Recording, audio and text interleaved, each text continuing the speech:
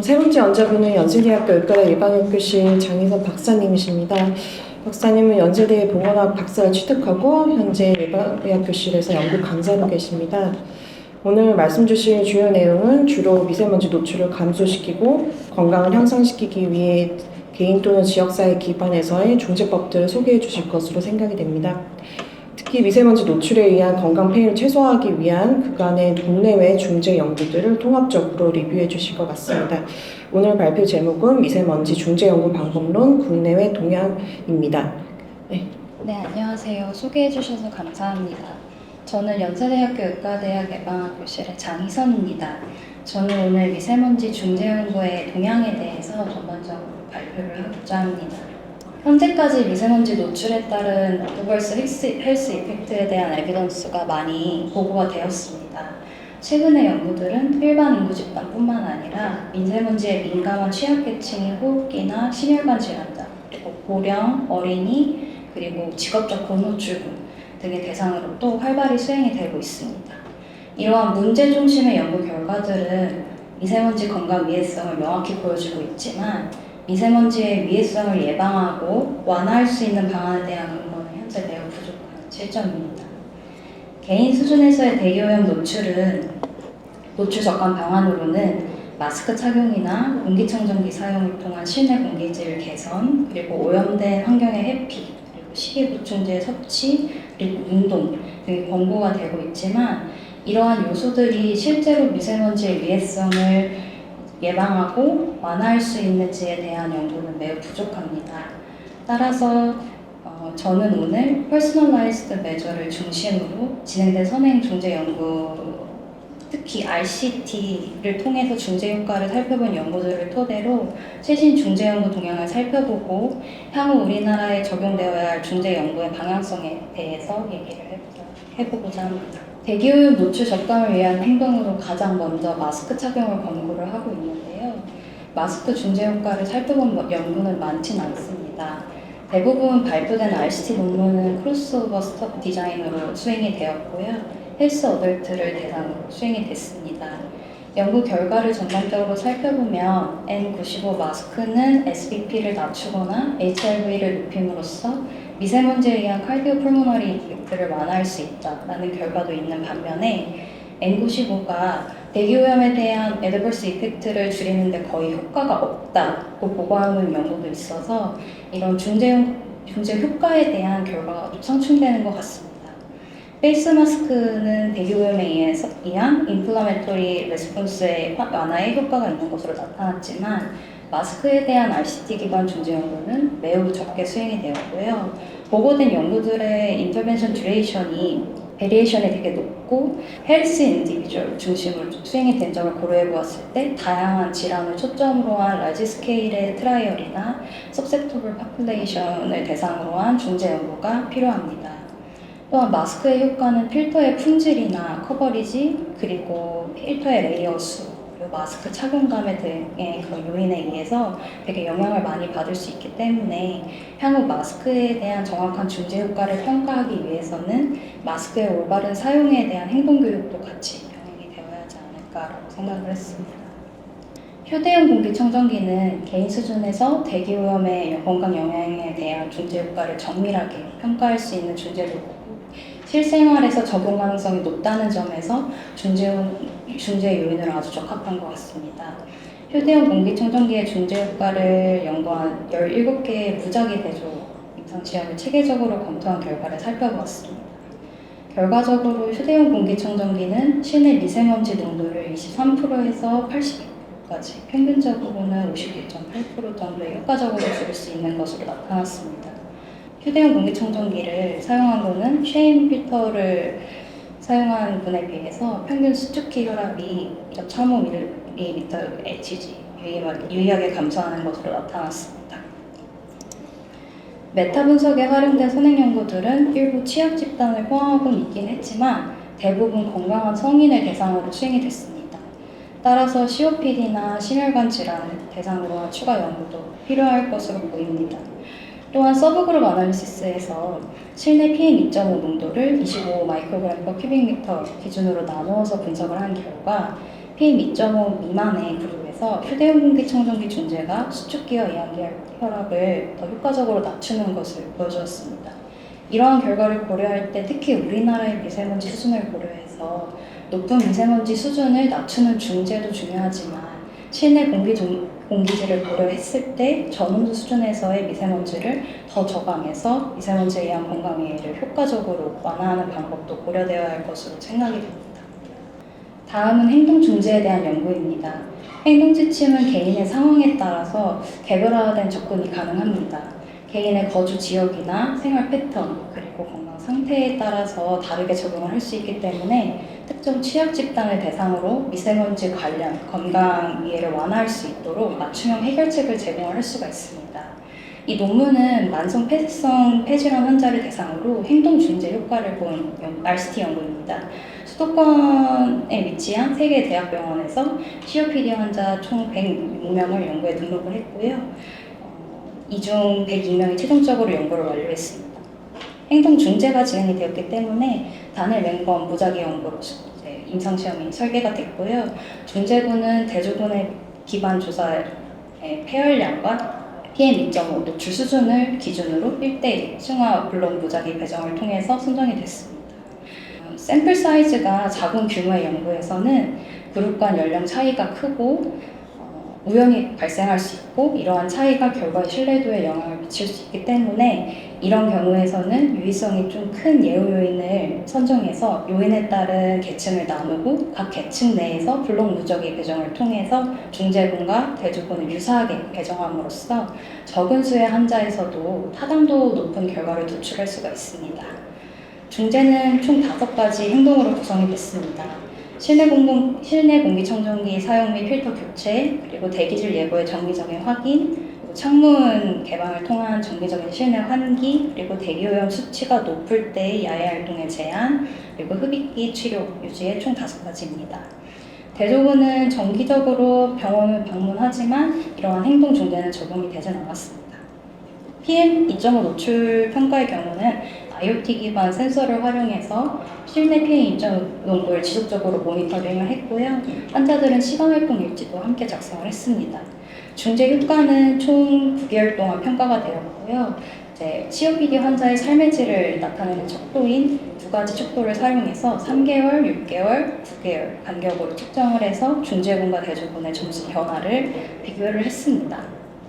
결과적으로 중재군과 대조군의 SGRQ-C 감수율의 차이는 5.9점, 그리고 캣 점수에서는 3.8점으로 나타났습니다.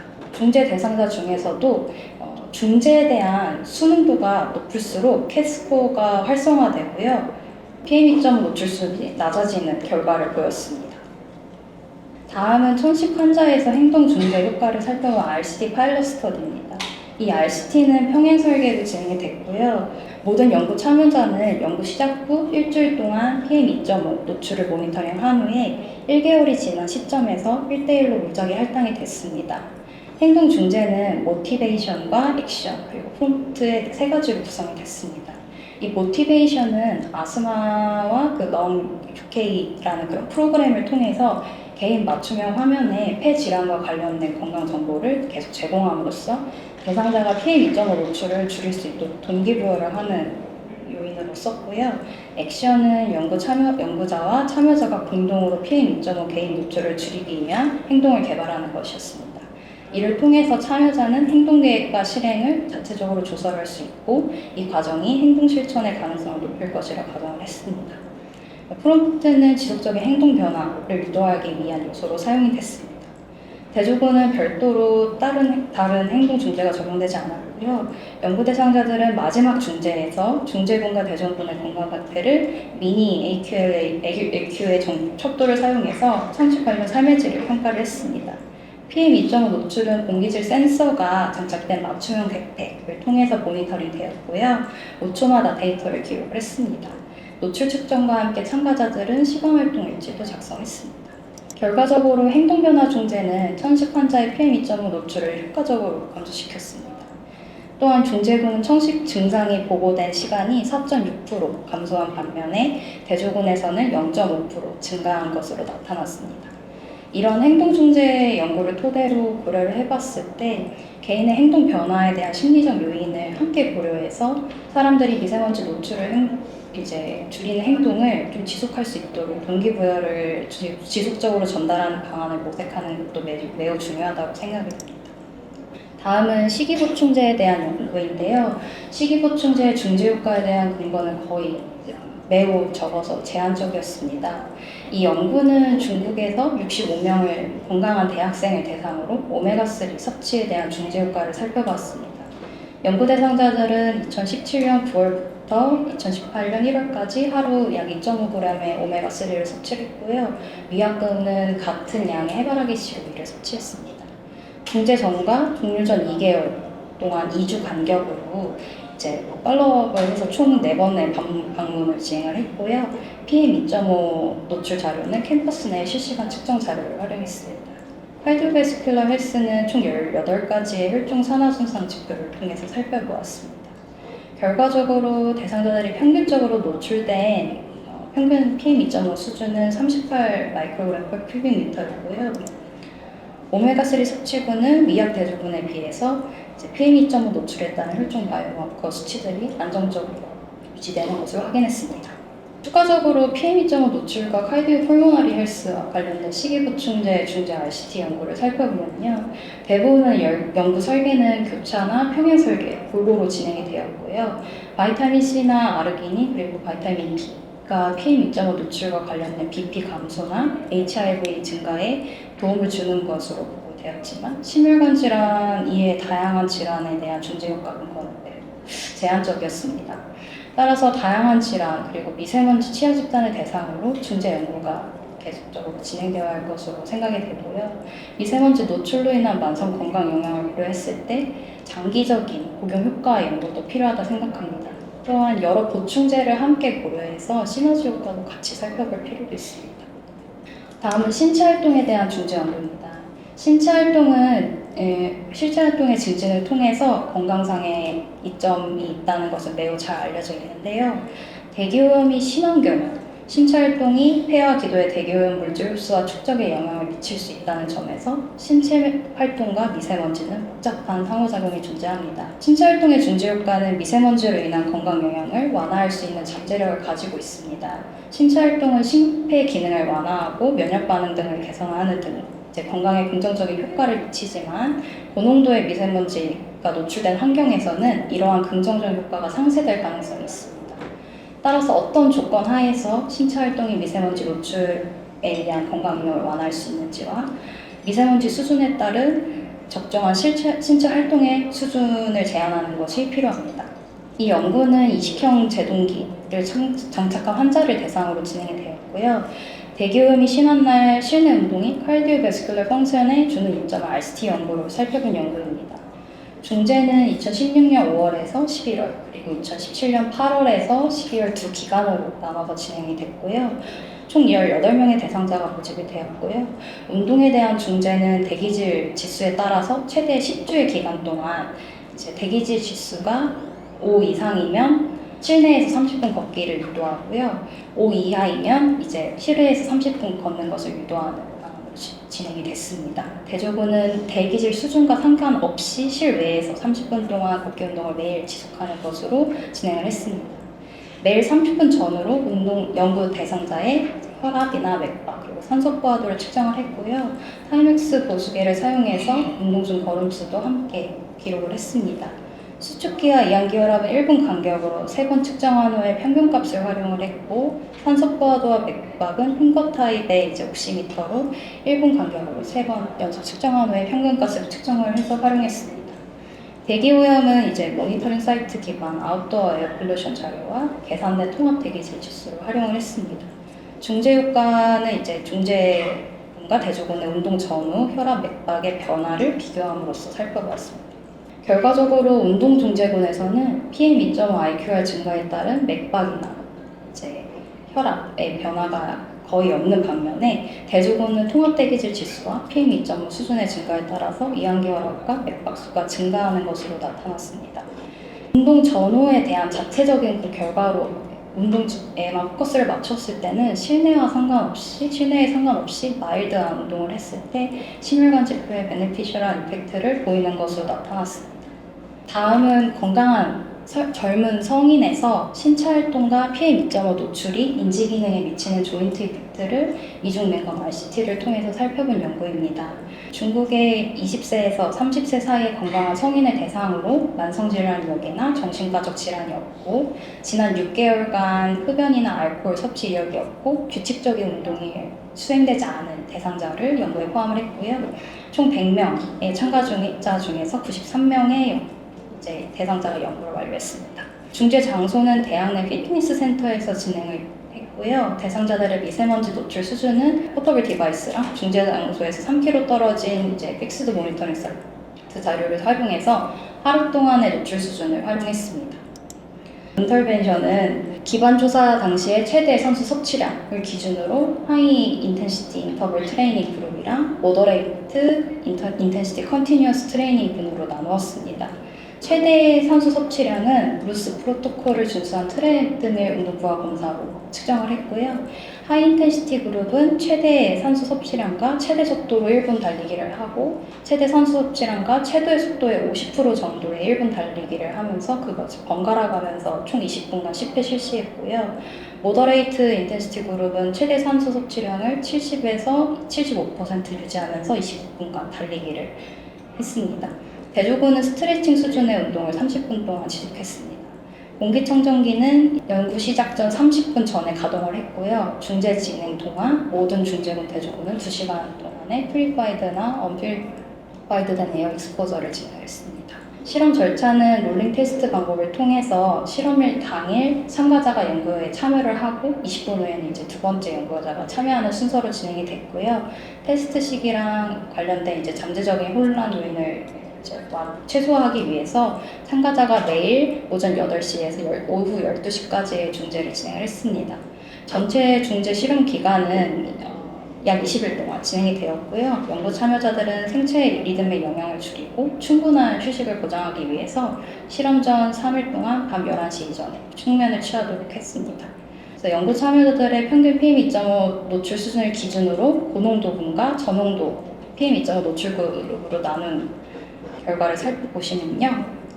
고농도 PM2.5 하이 인텐시티 인터벌 트레이닝 중재 시 대조군에 비해서 일치와 불일치 스트룹 테스트 반응 시간이 증가했고 저농도 PM2.5에서는 일치 불일치 스트룹 반응 시간이 대조군보다 더 감소한 것을 확인했습니다.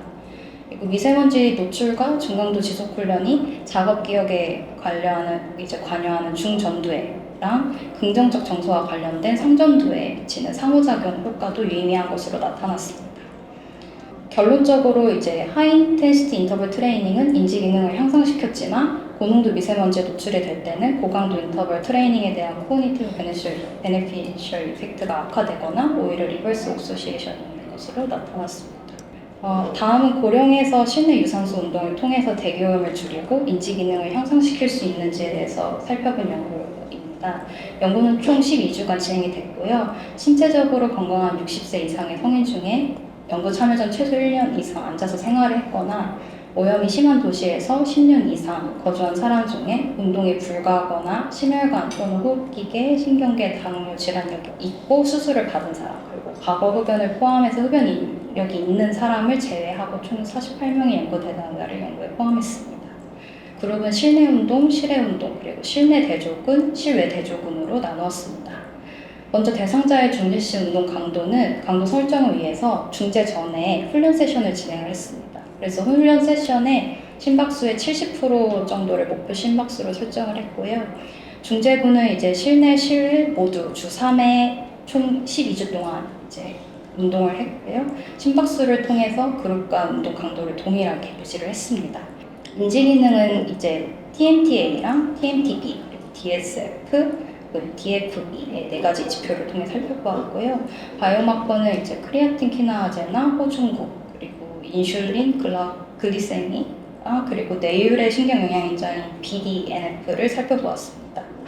결과를 살펴보면 실내 운동 그룹에서 혈당이 유의미하게 감소하는 것이 나타났고요. 실내 운동 그룹은 모든 인지기능 테스트에서 개선된 결과를 보였지만 실외 운동 그룹은 유의미한 인지 개선이 보이지 않았습니다. 또한 실내 운동 그룹에서 BDNF 수치가 유의미하게 증가했는데요. 이는 신경 가소성이랑 인지기능 향상과 연관이 있는 것으로 고려가 됩니다. 반면 실외 운동 그룹은 BDNF의 수치가 이제 관찰되지 않았습니다. 이러한 결과를 통해서 운동의 건강상 이점을 극대화하기 위해서는 실내에서의 신체 활동을 통해서 미세먼지 노출을 줄이는 것이 중요하다라는 것을 알 수 있습니다.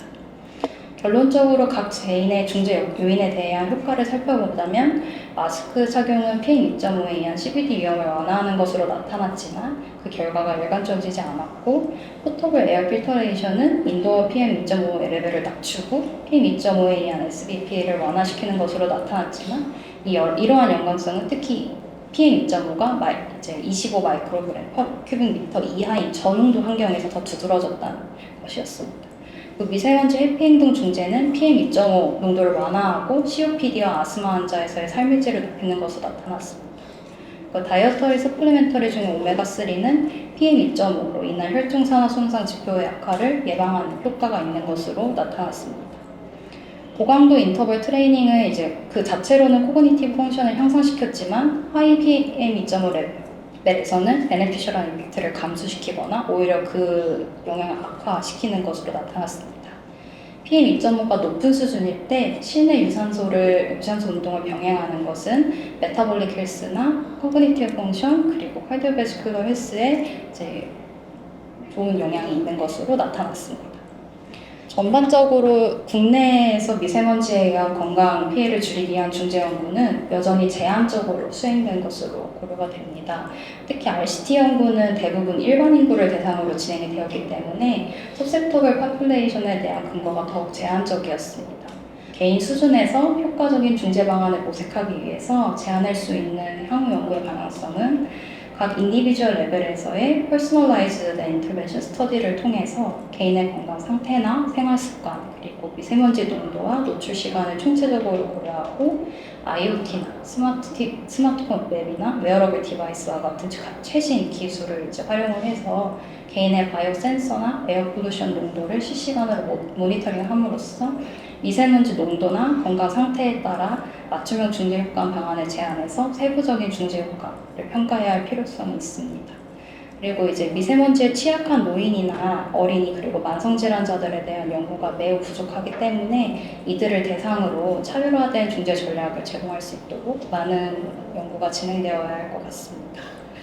그리고 특히나 우리나라의 이제 국내 미세먼지 수준이 점차적으로 감소하고 있는 추세임에도 불구하고 전 세계적으로 여전히 높은 수준을 보이기 때문에 국내 이제 지역적인 환경이나 실내 실외 활동을 전반적으로 고려한 중재 방안이 제안이 되어야 할 것으로 생각이 되고요.